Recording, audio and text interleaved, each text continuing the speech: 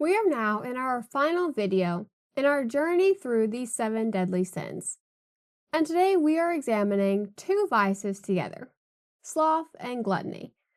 Now, on the surface, these seem completely different because sloth is about doing nothing and gluttony is about consuming too much. But they do share something crucial. Both represent a surrender of control to your lower impulses instead of exercising will and reason. But rather than analyzing these as abstract concepts, we're going to look at characters from philosophical literature who embody these vices so perfectly that understanding them helps us recognize these patterns in ourselves. In 1959, Russian novelist Ivan Ginshirov published Oblomov, centered on a character whose name became synonymous with sloth in Russian culture.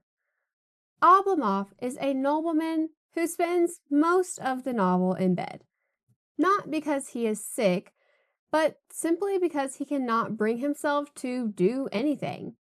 He has plans, and he dreams of improving his estate and contributing to society and living a meaningful life. But he never actually acts on any of it.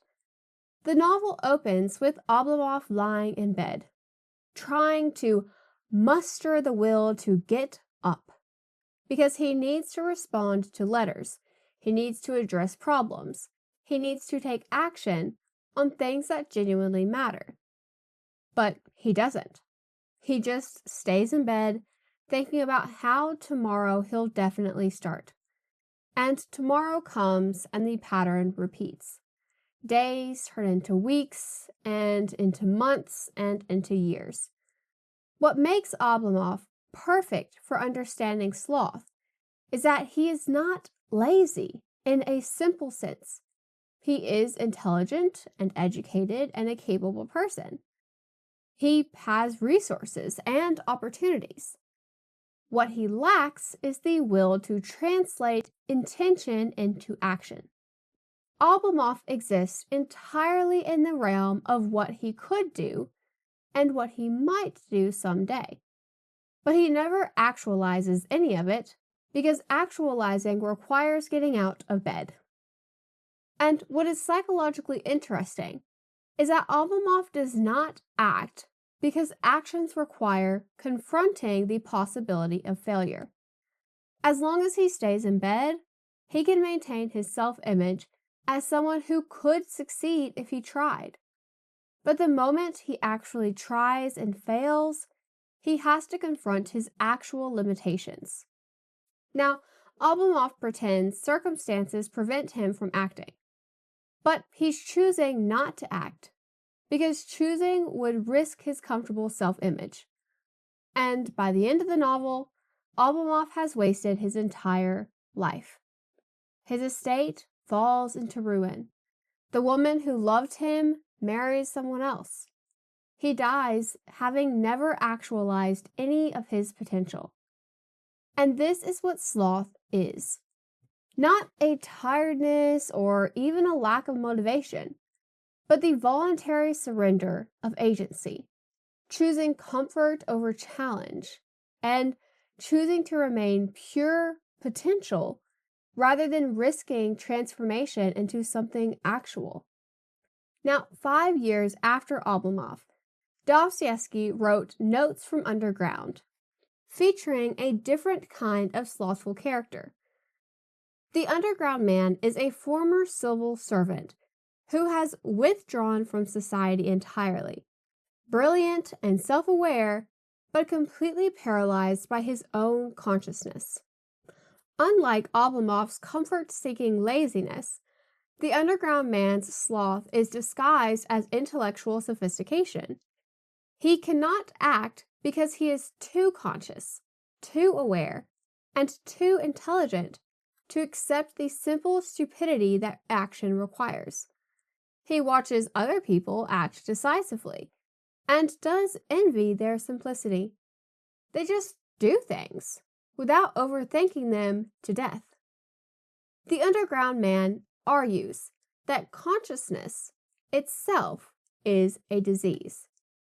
Every time he considers acting, his awareness shows him all the reasons why action is meaningless, all of the ways it could go wrong, and all of the philosophical problems with choosing anything. He is essentially trapped in an infinite regress. Any goal can be analyzed into absurdity, and his consciousness has become a prison. Analysis has become a defense against action. Now, what Dostoevsky understood is that excessive consciousness can be a form of sloth.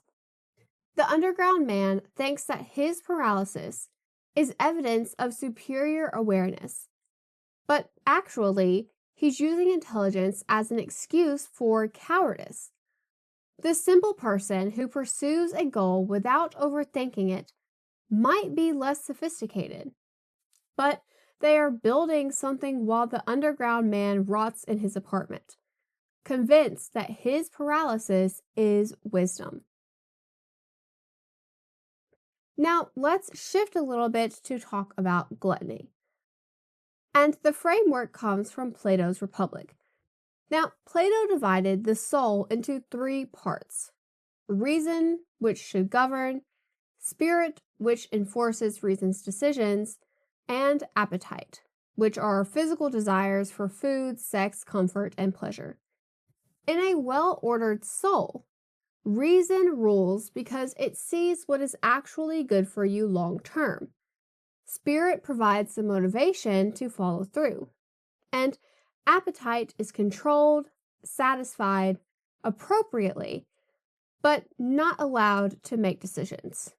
But Plato describes what happens when this hierarchy inverts and appetite overthrows reason to become the ruler. The tyrannical person has become enslaved to their appetites, and they organize their entire life around satisfying desires. Every urge must be indulged immediately and to excess.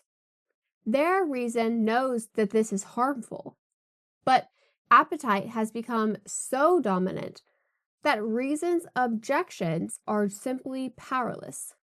Gluttony is not just about food. It's about any excessive indulgence in bodily pleasure pursued until it controls. The person who knows that they need to lose weight but simply can't stop eating, or an alcoholic, or a person who binges streaming, knowing that it is wasting time that they will never get back. Any pattern where you keep doing something that your reason knows is bad because your appetite is what is demanding it. Now, Plato describes a progression. At first, you might indulge appetites occasionally, and then more frequently because it feels good, and then organizing our lives around opportunities for indulgence. Eventually, appetite becomes the master, and we are no longer in control of making decisions based on what's good for us. We're instead making decisions based on what our appetite demands, and reason just finds rationalizations. Even though you know you shouldn't do it, you do it anyway, because appetite has become stronger than will. Now, sloth and gluttony connect at a fundamental level. Both represent letting your lower nature control you. Sloth is when desire for comfort prevents action, growth, and risk. Gluttony is when desire for pleasure drives compulsive consumption. In both cases, we've surrendered reason's rule and are being controlled by drives instead of controlling them. The pattern is identical because reason knows what we should do, but our lower impulses want something else entirely. And so if you give in to these vices, you are letting the impulses win. And there might be a sense of guilt afterwards when reason starts to reassert itself. But next time, the pattern still repeats. And the structure of both of these vices is that we know better and we do it anyway. Now, Kierkegaard's solution to sloth is the leap of faith.